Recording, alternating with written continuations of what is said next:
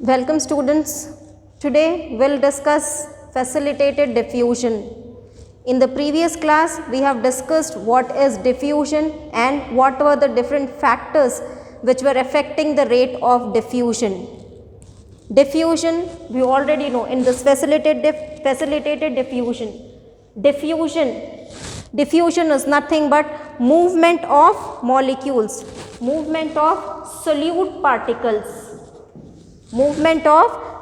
particles from a region of high concentration to low concentration, from a region of high concentration to low concentration till the concentration becomes equal on both the sides.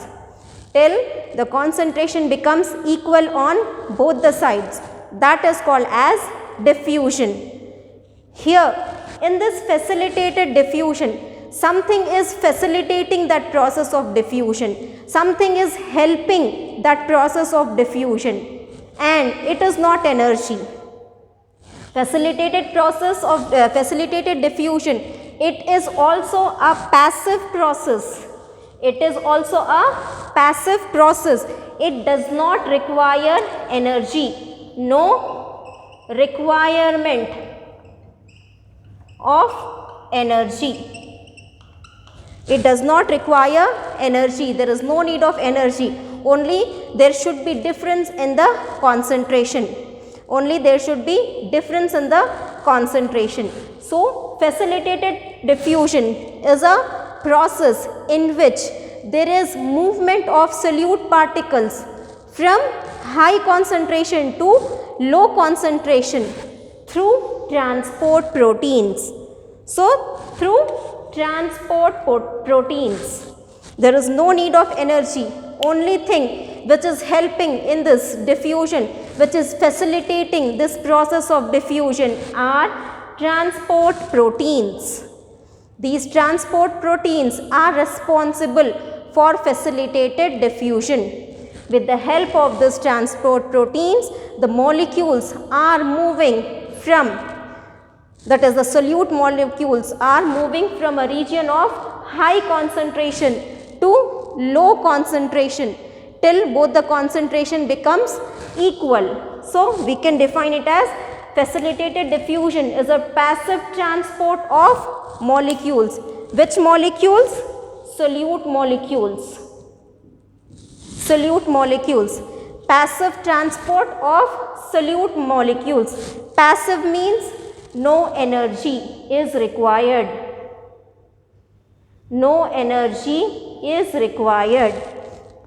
Okay, so passive transport of molecules, that is solute molecules, through transport proteins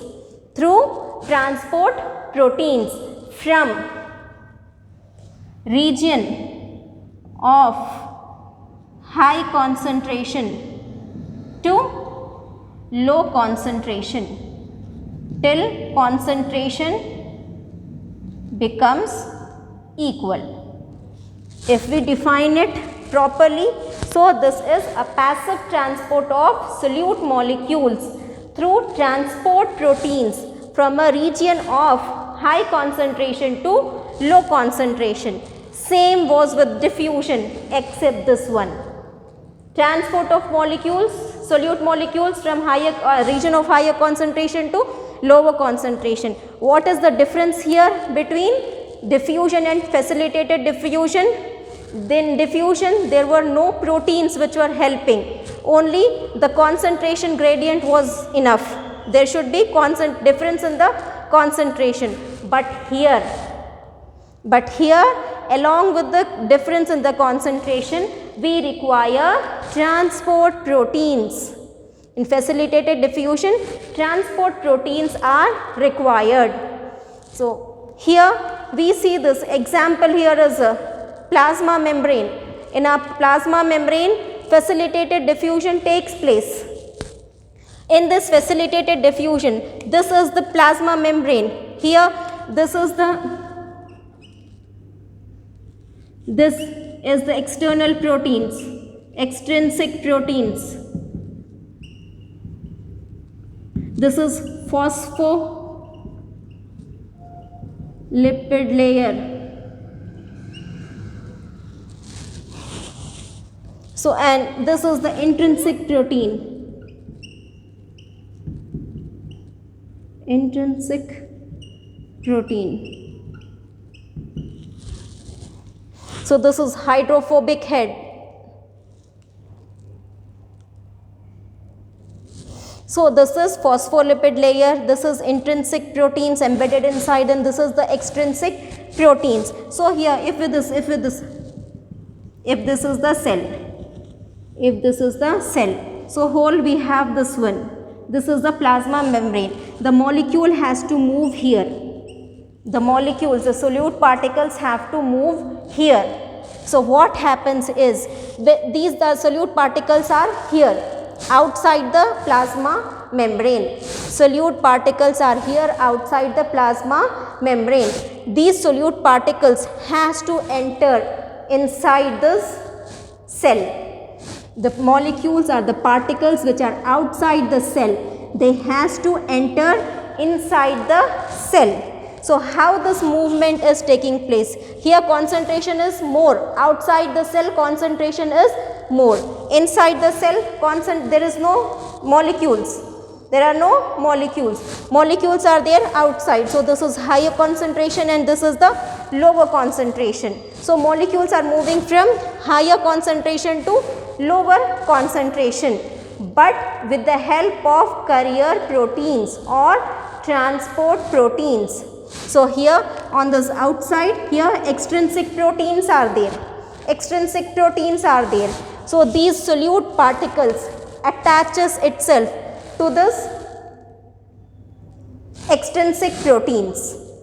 Attaches itself to the extrinsic proteins, and when this protein rotates, or so what happens is, along with this they will attach it. So, along with this proteins it will enter inside. If we show it in your textbook, a diagram is given.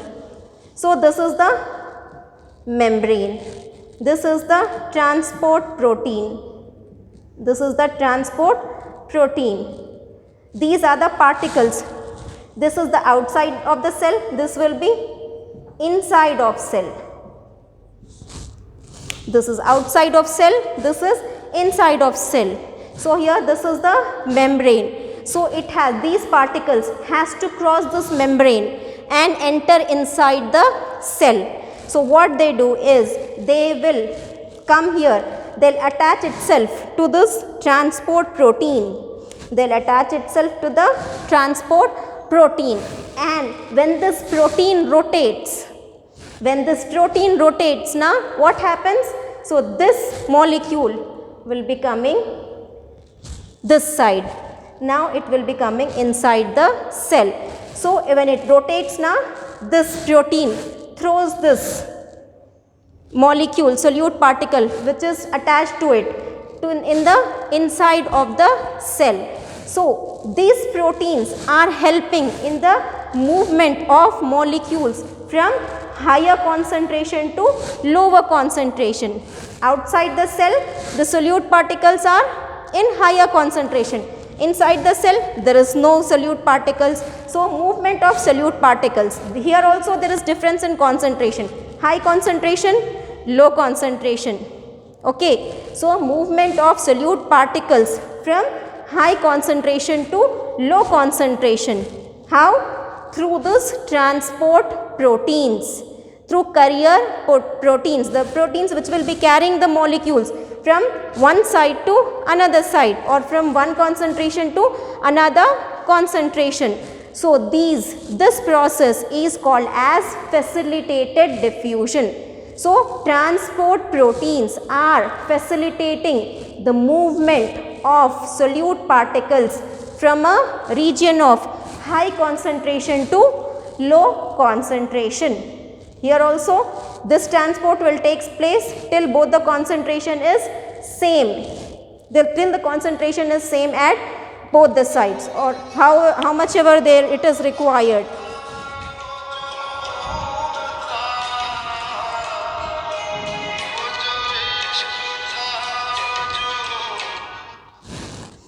So, In this facilitated diffusion, there is only one little difference between diffusion and facilitated diffusion. In diffusion, there was no carrier proteins. It was also a passive process. It was also movement from high concentration to low concentration till concentration becomes equal.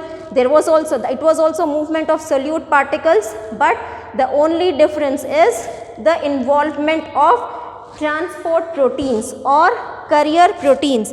We can even call it as carrier proteins. These proteins will be carrying the solute particles from one concentration to another concentration. So, from one side of the membrane to inside of the cell.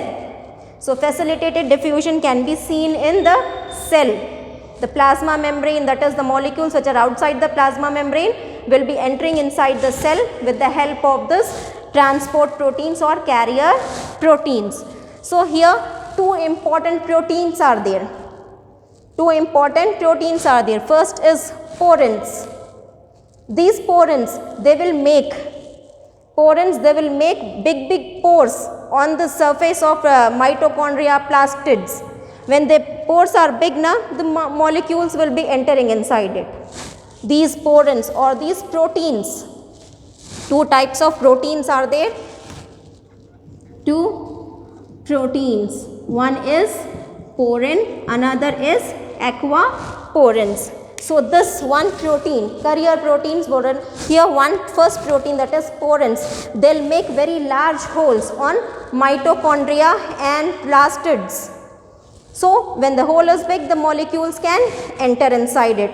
These proteins make the pores, make the holes on mitochondria, plastids and all other organelles.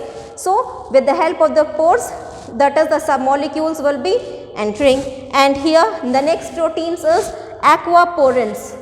These aquaporins help in transport of water. They help in transport of water. They are also known as water channels.